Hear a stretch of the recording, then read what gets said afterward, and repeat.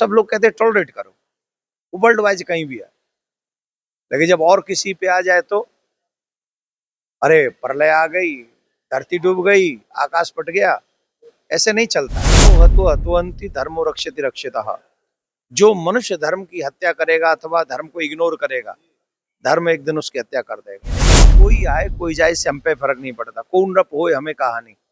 लेकिन धर्म को कोई अगर उल्टा सीधा बोलेगा, धर्म के प्रति नुकसानदेह बात बोलेगा, तो हमको कष्ट होगा। धन्यवाद। नमस्कार, आप देख रहे हैं न्यूज फॉर नेशन। मैं रंजीत कुमार, मेरे साथ कथावाचक देवकी नंदन है।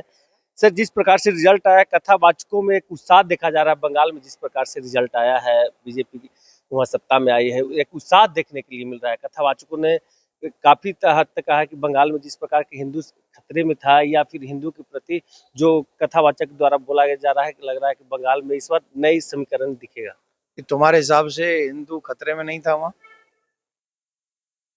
किसके हिसाब से नहीं था? उसका जो सच है वो भी नहीं बोलना है क्या? जो हिंदुओं के साथ में मुर्शिदाबाद में हुआ था, वो नहीं बोलना चाहिए किसी को?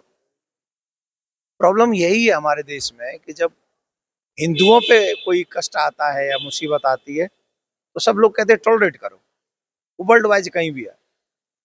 लेकिन जब और किसी पे आ जाए तो अरे प्रलय आ गई, धरती डूब गई, आकाश फट गया, ऐसे नहीं चलता है। हम लोग सनातनी सनातनी चाहते कष्ट किसी को नहीं होना चाहिए, परेशानी किसी किसी को नहीं, मिस किसी को नहीं, हमको भी नहीं।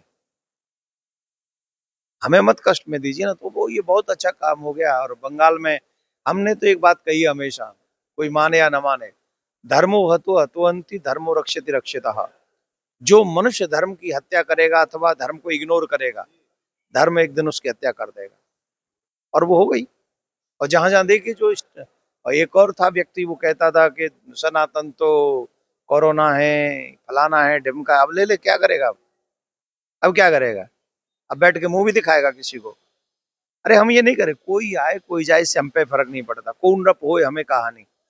लेकिन धर्म को कोई अगर उल्टा सीधा बोलेगा, धर्म के प्रति नुकसानदेह बात बोलेगा, तो हमको कष्ट होगा। धन्यवाद। आपने सर कहा, इन साफ तौर से कहना है कि जो भी धर्म के प्रति जो आघात पहुंचाएगा या धर्म के प्रति बोलेगा, उसके हमें भी कष्ट पहुंचाएगा। ये साफ तौर से उनका कहना है कि जो बंगाल में सरकार बनी है ममता बनर्जी की, ये जो बनी थी, इसके लेकर उन्होंने कहा कि ममता बनर्जी लगातार हिंदुओं को टारगेट किया। मुर्शिदाबाद को लेकर इन्होंने जिक्र किया है कि मुर्शिदाबाद को लेकर उन्होंने साफ तौर से कहा कि क्या मुर्शिदाबाद में हिंदुओं के साथ हुआ ये घटना से कम था।